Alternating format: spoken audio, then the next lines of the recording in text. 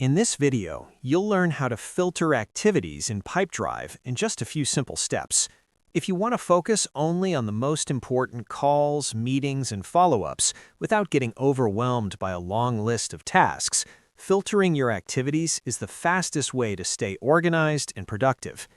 Start by navigating to the Activities section from the left-hand sidebar.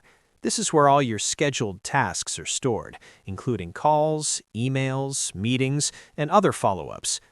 Once you open the Activities section, you'll see a table-style list displaying key details such as activity type, due date, owner, and status. Think of this area as your central dashboard for tracking what needs your attention now and what's coming next. Next, look at the top right corner of the Activities table. This is where the filter options are located. Filters allow you to control exactly what appears on your screen, helping you narrow down the list to only the activities that matter to you. Click on the Filter drop-down menu. From here, you can either select an existing filter or create a new one based on your workflow.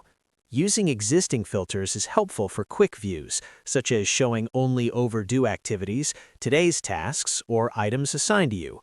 Once selected, the list will automatically update, saving you time from manually searching through all activities.